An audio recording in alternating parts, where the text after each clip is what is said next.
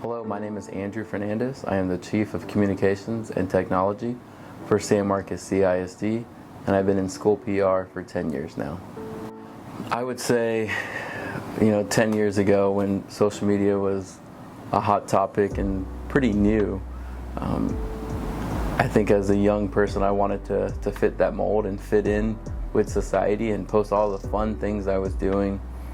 And then I started to see it as a competition, right? If I see one person go to a concert, I'm like, man, I need to go to a concert. Or I'm a big sports fan, so if I see someone having fun at a Spurs game, I immediately go check ticket prices on the Spurs website and see if I can go to the next Spurs game. So I saw it as a competition of trying to fit into a society of social media was a thing to do, and I think I tried very hard to fit that mold.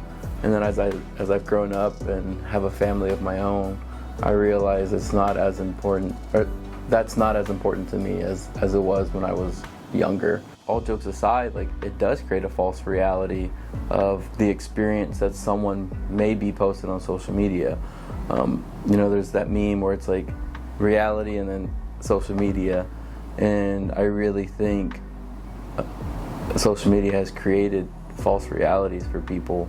And when something doesn't live up to what they saw on social media, I think that could really affect the human being.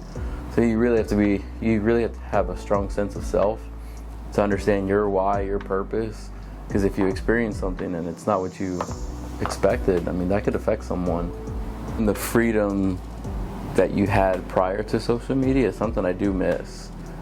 For example, we just got off a break, and I see all these posts of everything that this one particular or these group of people have done, and it kind of triggers me to be like, well, dang, did I just not do enough?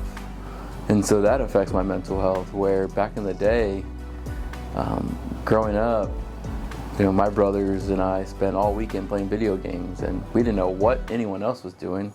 And I would say those were the best days of my life, where I got to go in the backyard, hit the baseball around, shoot some baskets, and I didn't really care or want to know what other people were doing. The best thing about it was on Monday morning you find out what they were doing through conversation, and now it takes away the anticipation of that Monday morning, and I miss those days. I think I have been crippled by social media. I constantly want to know what's on the social media platforms that I follow every single day. First thing in the morning, I probably get on Twitter and see how's the weather, how's the traffic, any big news that I missed overnight. And it's not something that brings me joy. It's been a created habit for me, and I wish I can go back to my video game days with my brothers and not have to worry about what other people are doing. But yes, social media has created a want to know about everything. And I'm a nosy person. I've always been a nosy person, but now I find myself wanting to know everything, and that's not realistic. So it creates false expectations as well. I would say from a professional standpoint, we've seen negative things happen in a school district, and we can't control all the voices. And that's a scary thing as a communications person, when a parent or a student or a non-community member or a community member creates these allegations on social media. It's hard as a professional to go in there and stoop to their level and try to debunk any misinformation, but at the same time, it's misinformation that's out there.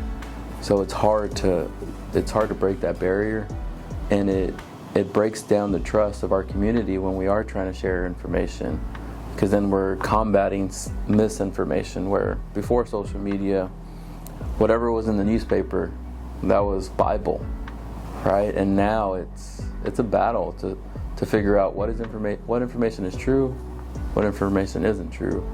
And as a parent, my goal is to keep my kids away from social media as far as I can.